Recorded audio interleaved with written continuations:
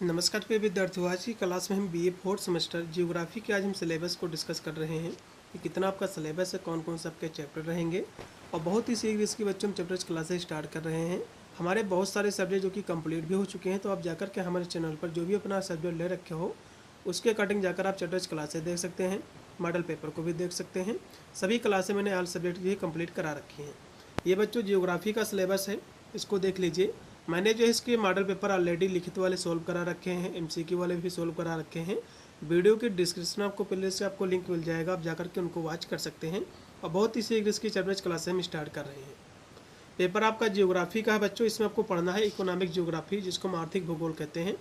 कि आर्थिक भूगोल इसमें आपको अध्ययन करना है। यूपी के जितने विश्वविद्यालय हैं सभी का सिलेबस सेम है, यही आपको पढ़ना है। तो यहाँ से अपना सिलेबस देख लीजिए बच्चों। पहला आपका जो चैप्टर रहेगा इसमें क्या आपको पढ़ना है, इसमें आपको पढ़ना कि आर्थिक भूगोल क्या है, मतलब जो है इकोनॉमिक ज्योग्राफी क्या है, इसका अर्थ, इसकी परिभाषा और इसके जो दृष्टिकोण है, इसकी जो अवधारणा है, ये सब चीज़ें हम पढ़ेंगे।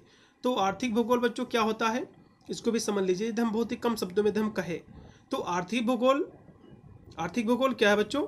मानव भूगोल की वह शाखा है जो पृथ्वी पर मानवीय जो आर्थिक क्रियाएं होती हैं, जैसे कि किसी चीज़ का उत्पादन हो गया, उसको बिक्री करने, उससे क्या हमको लाभ प्राप्त हुआ, तो इसका इसमें अध्ययन किया जाता है। यदि हम सरल शब्दों में तो कहें बच्चों, तो यह इस बात की जांच करता है कि लोग कहाँ, क्यों और कैसे अपनी जीविका जो है कमाते हैं, किस तरह अपना जीवन बसर करते हैं, कैसे कौन कौन चीज़ कमाते हैं और संसाधनों का उपयोग कैसे करते हैं, इन सब चीज़ों का इसमें हम अध्ययन करते हैं।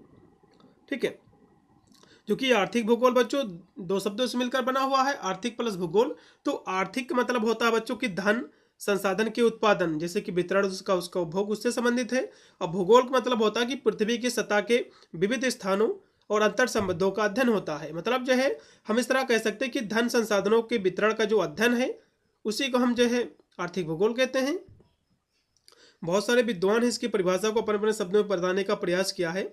कुछ हम परिभाषा यदि हम समझ हम रखें तो जैसे कि यहाँ से मर्फी महोदय लिखते हैं कि आर्थिक भूगोल मनुष्य के जीविका की विधियों में एक स्थान से दूसरे स्थान पर मिलने वाली समानताओं विषमताओं का अध्ययन जो है करता है, इसी को हम आर्थिक भूगोल कहते हैं। और भी बहुत सारे विद्वान हैं कहते हैं कि इनके अनुसार, मतलब जो हैटिंगटन लिखते हैं कि इनके अनुसार कि यह उन सभी सामग्रियों, संसाधनों, संस्थाओं, क्षमताओं का अध्ययन है जो जीविका अर्जित करने में श्रम का योगदान देते हैं, इसी को हम आर्थिक भूगोल कहते हैं। तो इस तरह से बच्चों हम इसका जब चैप्टर्स क्लासें कराएंगे तो बहुत ही सुंदर सी परिभाषा आप लोगों के समक्ष हम करा देंगे, एक ही बार में आपको तैयार हो जाएगा। हम लिखित के क्वेश्चन तो साथ में कराएंगे ही बच्चों हर एक चैप्टर का, साथ में उससे बनने वाले जितने भी एमसीक्यू आपके होंगे उनको भी बच्चों हम साथ में करा देंगे, क्योंकि बहुत सारे विश्वविद्यालय आपका एमसीक्यू का पेपर कराती हैं, बहुत सारी आपका लिखित के कराती हैं, तो दोनों यूनिवर्सिटी के लिए महत्वपूर्ण रहेगी। दूसरा बच्चों चैप्टर देखिएगा, इसका दूसरा चैप्टर क्या है? दूसरे चैप्टर हमको पढ़ना कि रिसोर्स क्या है, जिसको हम हिंदी में संसाधन कहते हैं। तो संसाधन क्या है, इसका अर्थ क्या है, इसकी अवधारणा, इसका वर्गीकरण, इसका संरक्षण कैसे करें, आर्थिक गतिविधियों का जो है स्थानिक संगठन क्या है, ये सब चीज़ें हमको पढ़ना है। तो रिसोर्स बच्चों क्या है, एकदम बहुत ही कम शब्दों में कहे तो पर्यावरण में मौजूद वे सभी मूल्यवान वस्तुएं, पदार्थ या जो है क्षमताएं जो मानवीय आवश्यकताओं, इच्छाओं को पूरा करने में सहायक होती हैं, उसी को हम संसाधन कहते हैं। जिनके द्वारा जो है मनुष्य की आवश्यकताएं पूरी होती है, उसी को बच्चों हम संसाधन कहते हैं। यदि हम सरल शब्दों में कहें तो जिनका उपयोग करके मनुष्य अपने जीवन को बेहतर बनाता है, और वे जो है संसाधन कहलाते हैं। मतलब जो है मनुष्य जिन चीज़ों का, जिन संसाधनों का उपयोग करके अपने जीवन को बेहतर बनाता है, बेहतर जीवन जीता है, इसी को हम संसाधन कहते हैं।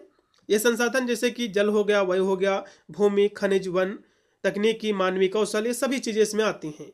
यह प्राकृतिक से प्राप्त, मानव निर्मित जो है हो सकती हैं। इस तरह से आपको लिखना है। ठीक है, बहुत सारे विद्वान हैं जैसे कि फिशर महोदय लिखते हैं कि संसाधन वह कोई भी वस्तु है जो मानवीय आवश्यकताओं, इच्छाओं की पूर्ति करती है, उसी को हम संसाधन कहते हैं। ठीक है, और भी यहाँ से जो कि जिम्बरमैन जी लिखते हैं कि संसाधन पर्यावरण की भी विशेषताएं हैं जो मनुष्य की आवश्यकताओं की पूर्ति में सक्षम मानी जाती हैं, और जैसे ही उन्हें मनुष्य की आवश्यकताओं, क्षमताओं के द्वारा उपयोगिता प्रदान की जाती है, इन्हीं के द्वारा।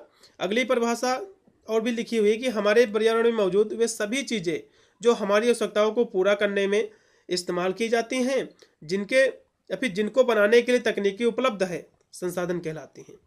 तो इस तरह से बच्चों हम कराएंगे इसके। फिर तीसरा आपका चैप्टर देखिएगा क्या है, इसमें आपको अंतरिक्ष, वानिकी, मत्स्य पालन क्या है बच्चों, खनन गतिविधियों का आर्थिक जो संगठन है, इसके बारे में चर्चा करेंगे यूनिट 3 में। फिर हमारा बच्चों जो चौथा चैप्टर रहेगा, इसमें कृषि का वर्गीकरण हम पढ़ेंगे।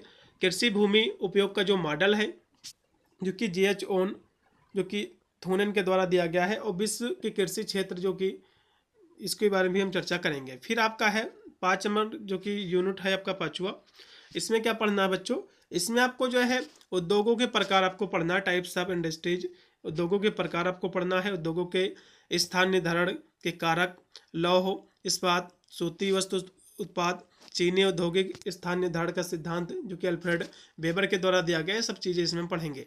फिर आपका है यूनिट आपका 6 है, इसमें आपको विश्व परिवहन आपको पढ़ना है। ठीक है, इसमें आपको बच्चों विश्व परिवहन आपको पढ़ना है। तो विश्व परिवहन क्या है, जैसे कि समुद्री मार्ग के द्वारा विश्व परिवहन होता है।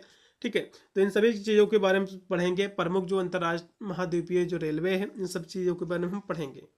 तो विश्व परिवहन क्या है बच्चों, मनुष्य और वस्तुओं को स्थल, जल, वायु मार्गों से एक स्थान से दूसरे स्थान तक पहुंचाने की जो आवश्यकता होती है, जो गतिविधि होती है, उसी को हम परिवहन कहते हैं।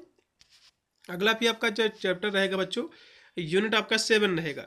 इसमें आपको विश्व व्यापार संगठन आपको पढ़ना है, जिसको हम शॉर्टकट में जो कि WTO कहते हैं। तो ये क्या है बच्चों, WTO जो है एक अंतर्राष्ट्रीय संस्था है जो राष्ट्रों के बीच व्यापार के नियमों को निर्धारित करता है और विनियमित और उसको सुगम बनाती है। मतलब यह एक देश से दूसरे देश में जो व्यापार होता है, इसी से संबंधित है, उसके जो शर्तें हैं, उसके जो नियम हैं, ठीक है, ये सब चीज़ें ये बनाता है, इसको सुगम बनाता है, जो कि कह सकते हो व्यापार करने में। अगला देखिएगा बच्चों, लास्ट में आपका जो चैप्टर रहेगा, चैप्टर आपका 8 है आपका। इसमें आपको पढ़ना कि विकासशील देशों पर वैश्वीकरण के क्या प्रभाव हैं और भारत के विशेष संदर्भ में आपको बताना है। देखो विकासशील देशों में, क्योंकि भारत क्या है बच्चों, विकासशील देश है, विकसित तो है नहीं, तो विकासशील देशों पर वैश्वीकरण के बहुत सारे प्रभाव पड़े हैं, कुछ सकारात्मक भी हैं, कुछ नकारात्मक भी प्रभाव पड़े हैं। इन सभी चीज़ों के बारे में हम जो है यूनिट 8 में पढ़ेंगे।